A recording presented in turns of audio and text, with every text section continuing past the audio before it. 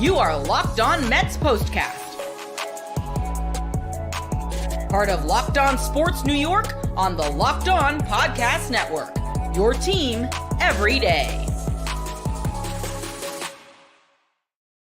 It wasn't easy, but the New York Mets are going back to Citi Field with the NLCS tied up at 1. Welcome in to this edition of the Locked On Mets Postcast. I am your host, Chris Schubert. We can all take a deep breath. We can all breathe that sigh of relief as the New York Mets took care of business, did what they needed to do, and took one on the road in LA and got this series evened up going back to Citi Field on Wednesday. A lot to get into. Francisco Lindor, Mark Vientos, the bullpen, things never being easy and taking care of business in LA. But first, FanDuel, you can start the season with a big return on FanDuel. Place your first $5 bet, and you'll get started with $200 in bonus bets guaranteed. Visit FanDuel.com to get started.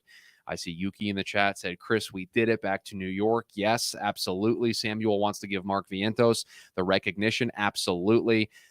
These two guys stepped up in a big way. And let's start with Francisco Lindor. And could it have been anybody else? Could anybody else have stepped up in that moment other than Francisco Lindor?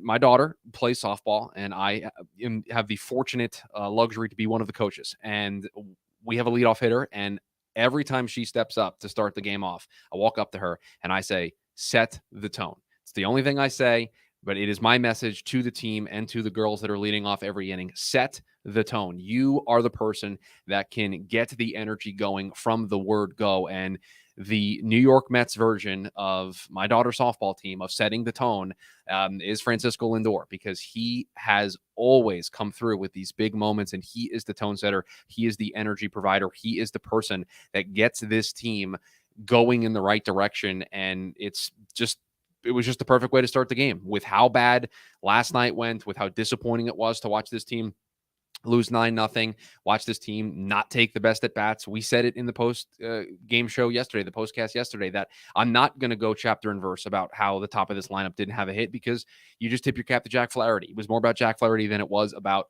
the at-bats that the Mets were having. And today you saw the New York Mets be able to recover in a big way. And Francisco Lindor is the guy who set the tone. And again, who else could it have been? The guy who's done it, did it in Toronto in the top of the 9th to break up a no-hit bid, did it in Atlanta.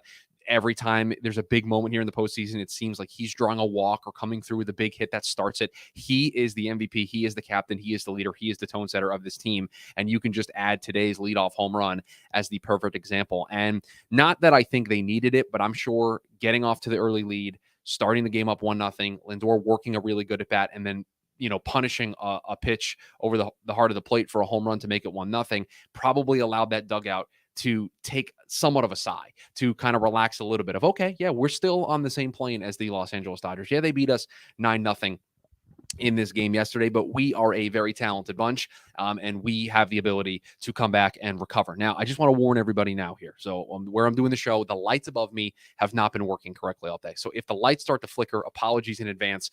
We are not being invaded by aliens. No, just the lights above me seemingly have been struggling all day. So let's hope that they hold for us here for the remainder of this postcast. But yes, Francisco Lindor, the tone setter, the guy who got things started for the New York Mets. And it was wire to wire, although it was a nerve-wracking wire to wire, despite the final score being 7-3, despite Sean Manaea pitching as well as you can pitch in a postseason start, doing what needed to be done, putting up enough zeros to give the Mets a chance to have a lead late, to turn it over to the high-leverage relievers. And the high-leverage relievers made it a little interesting, and we'll talk about that in the trust triangle, the trust pyramid of which relievers we can count on here at this stage of the season. But it all started from the word go, and it all started with Francisco Lindor hitting that big home run to start the Mets up 1-0. And then it was the second inning. And this is where we can talk about Mark Vientos and the star that is being born right in front of our eyes, because they walked Francisco Lindor to pitch to Mark Vientos. And there's a great video that's going around on social media, and I'll retweet it here after the show. So make sure you give me a follow at Chris Schubert _ on Twitter. I'll retweet it. He kind of gave a bit of a smirk, and he talked about it in the post game interview, where he was like, okay, you walked me. You think that I'm the better matchup. I'm going to put one in play, and I'm going to drive in a run. And boy, did he drive in a few runs. He drove in 4, courtesy of a grand slam, and he has just been unbelievable. He's had a great rookie season, right? He's had a fantastic year, the 20-plus home runs, the increase or the improvement that we've seen from him at defense. And yes, he still has had some plays where it hasn't looked great, where it has looked, suspect at times. He had a couple of plays like that in the Philly series where it just felt like he was doing things a little too quickly. But the defense overall has been much improved, and he has shown that he can stick there as a third baseman, at least on the defensive side of things, especially when this is the type of offensive output you're going to get. But man, he's become just a fantastic guy for Carlos Mendoza to move up in the lineup to the number 2 spot. And when the top of your lineup is Lindor, it's Vientos, it's Nimmo, it's Alonso, that's a tough 1 through 4. That is a 1 through 4 that gives opposing pitching staffs fits, makes it difficult for them to navigate through, especially with Lindor being the MVP that he is, Vientos having the year that he's having, Pete having a bit of a power surge here as of late. That is a tough 1 through 4 to face, and it makes a manager's job all that much easier here in the postseason when you can very easily set the top part of your lineup. When you have to constantly move guys around and you don't know who's going to be your number 2 hitter, you don't know who's going to hit cleanup, and you're constantly making adjustments. We've seen other teams in New York have to do that in the postseason in recent vintage. And so the Mets, Carlos Mendoza has it pretty easy. He knows who are his 1 through 4 hitters. He basically knows who his 5 hitter is going to be, although he moved Marte and Iglesias at the start of this series.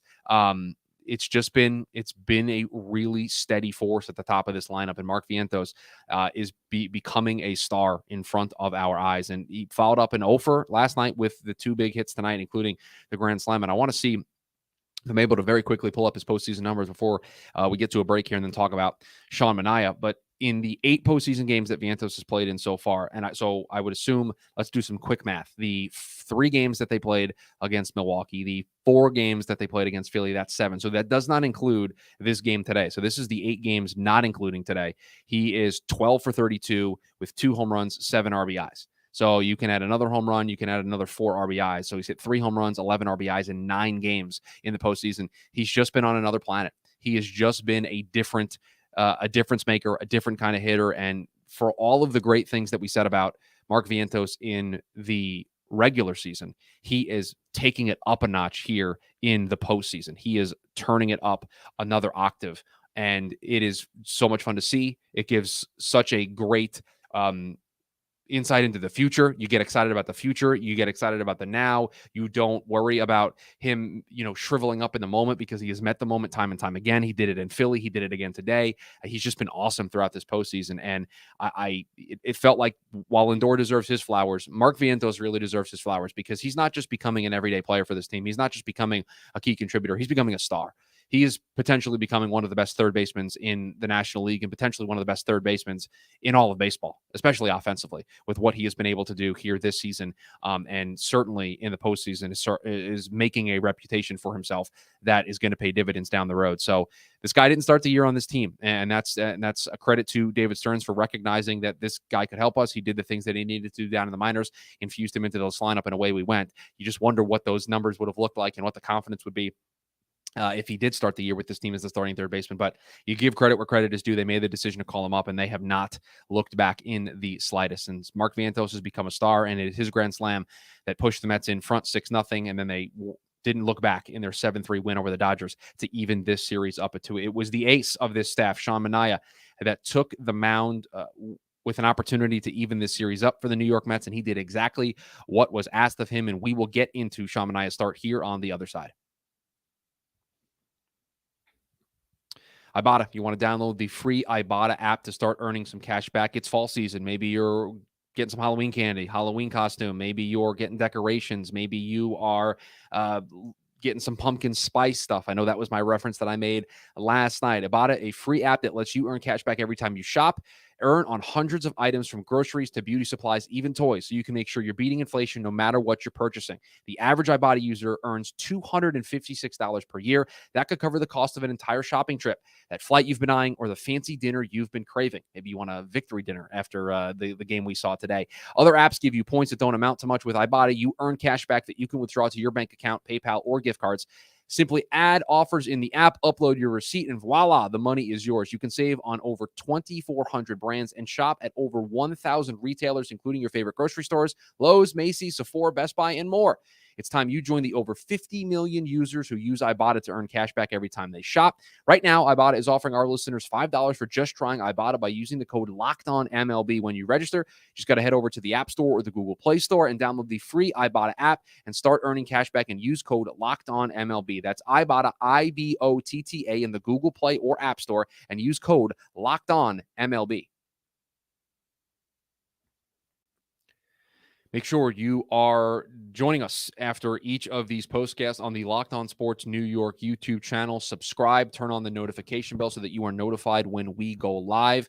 We've got at least a guaranteed 3 more of these for the New York Mets. After this, I'm getting out of here, listening to the Jets game on the radio on the way home, and I will have you covered for a Locked On Jets postcast here in just a few hours as they are about to kick off with the Buffalo Bills on Monday Night Football, the first game of the Jeff Ulbrich era as the head coach. So if you are a Mets and a Jets fan, and today is a very busy day for you, I've got you covered here with these postcasts. So make sure you are subscribed to us here on the YouTube side of things. You turn on that notification bell when we go live, and you can join us for these postcasts. Let's talk about Sean Manaea. The final line for him: 5 innings, the 2 hits, the 2 earned runs, the 4 walks, the 7 strikeouts. The walks were a problem for this entire pitching staff today, 8 in total, and you are not going to make a living by walking the Dodgers that much. You are going to open the door for them to claw back in to a game like they almost did today. So that's something to keep an eye on going forward. And it had been an issue at times throughout the year, the command of this pitching staff, and they're going to have to buckle down, batten the hatches, and really kind of refine their command a little bit here, or just try to find some consistency,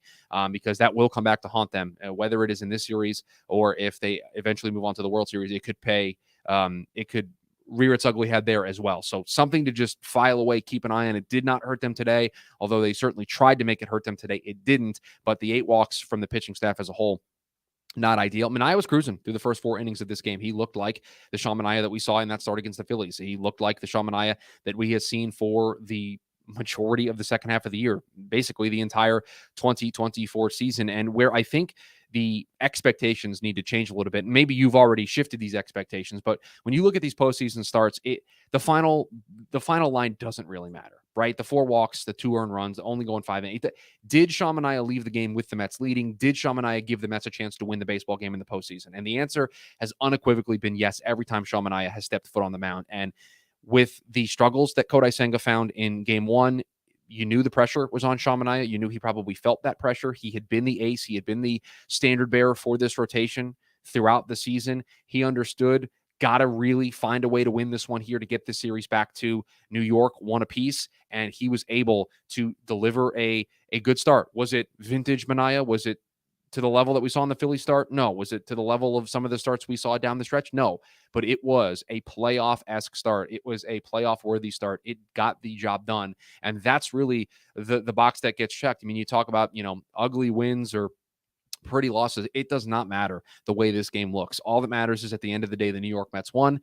They took one of the 2 games on the road, and when the Dodgers tried to get cute and throw a bullpen game because of the state of their rotation after winning game 1, you took advantage of that in the early going, and you got out of LA with at least 1 victory. That's really all that matters. It doesn't matter how pretty it looks. It just matters is that you were able to get 27 outs and get out of LA with a victory. And the New York Mets were able to do so in large part because Sean Manaea threw up a bunch of zeros early. And then through the first 5 innings, really the only thing that did him in was the home run to Muncy, and then kind of lost the command in the 6th inning. And then Maton comes in and it just kind of went sideways. And the Dodgers were able to scratch a couple runs across the board to make it 6-3. And then you started to worry a little bit about how things were going to pan out from there. But Phil Maton comes in, Ryan Stanek comes in, gets 4 outs, and Edwin Diaz also gets 4 outs. And I think this is probably a nice time, a nice opportunity to talk about the trust triangle, the trust pyramid, the high leverage relievers that Carlos Mendoza believes in the most. And you would think that Ryan Stanek was one of those guys.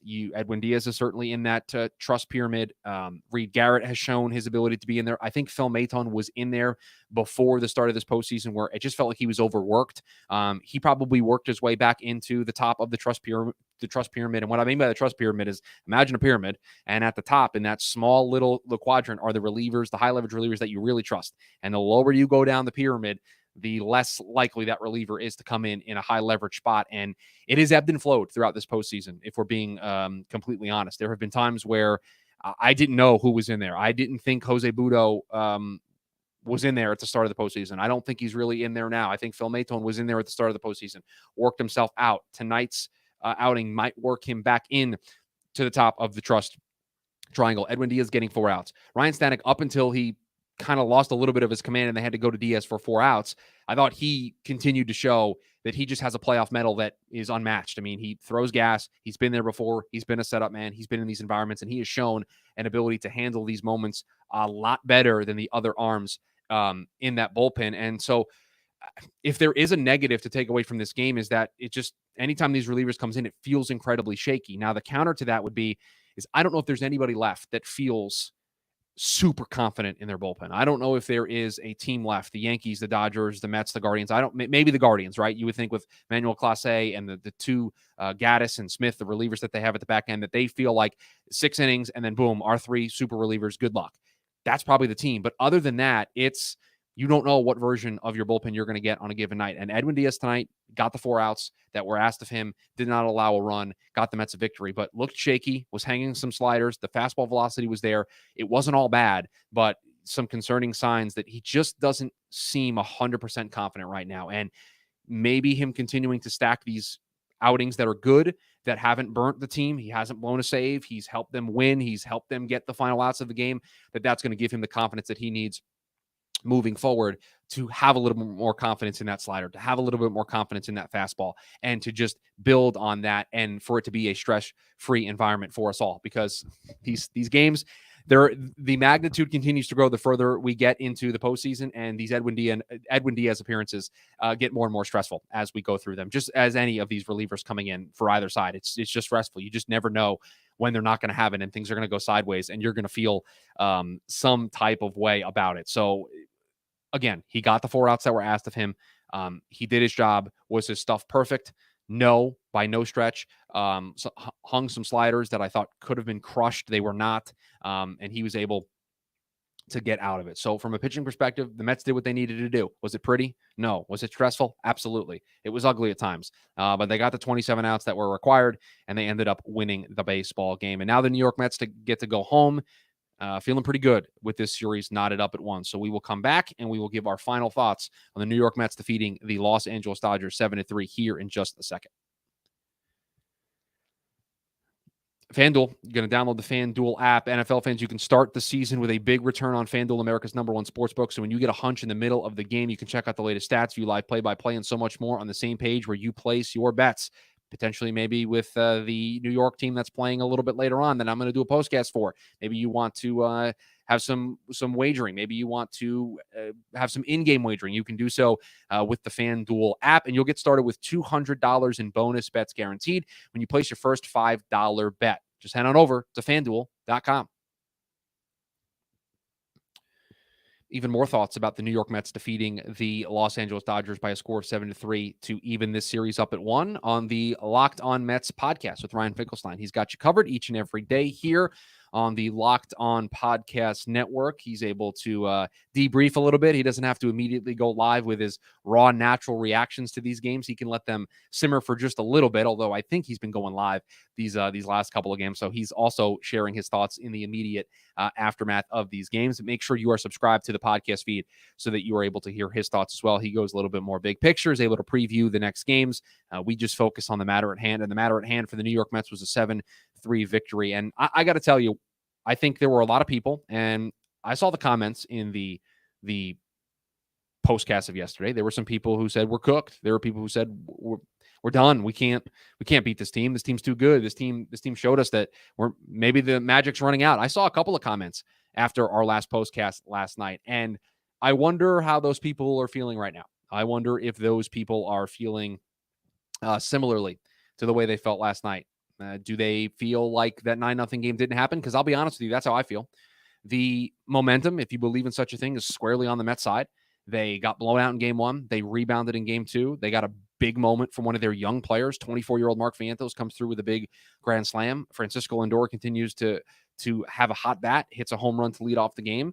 The bullpen got the outs required to win the baseball game, and now you get to go back home where if you hold serve at home, you're going to be celebrating going to the World Series by winning this series in 5. Now, do I think that's going to happen? No, but that's what's in front of the New York Mets. They hold serve. If they hold serve on home field, then they are going to the World Series, and they will be celebrating a trip back to the World Series for the first time since 2015. So how could you not feel good? How can you not feel confident about the way this team is playing? How can you not feel confident about Sean Manaea having to take the ball again in this series and needing to take another start to try to push this team into the World Series? Do you feel good about Jose Quintana? Do you feel good about Luis Severino? You have to feel good about all this. You have to feel good about the offense. There's nothing to feel bad about. This team immediately flushed their worst performance of the postseason. Up until last night, they hadn't had a performance like that.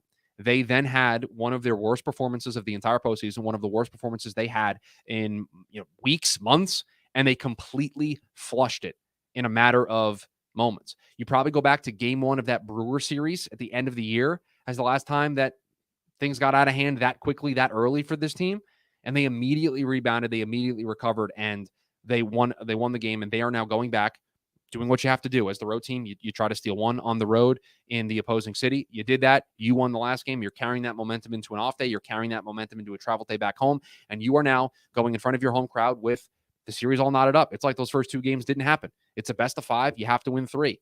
Been there, done that for this team already. And so you have to feel really good about where this team is at and where this team can go moving forward. So game 3 on Tuesday at Citi Field. So on Wednesday. So a nice day off. We can sit back, watch the other teams play. And speaking of the other teams, if you want some Giants coverage, if maybe you want to check in on the Yankee side of things, make sure you check out Jay Berman, who covers you on the Yankees and Giants sides of things for Locked On Sports New York. I know he's going live after the Yankee game concludes, as game 1 for that series just got underway, and they'll have the national audience to themselves tomorrow for game 2. So make sure you are subscribed to the YouTube channel. Make sure you have that notification bell turned on so that you are notified when we go live. And like I said, I'm back again a little bit later on this evening for a Locked On Jets postcast after the Jets take on the Bills. And we will be back after game 3 of this series with the New York Mets taking on the Los Angeles Dodgers, just 3 wins away from the World Series. So for as bad as it felt after game 1,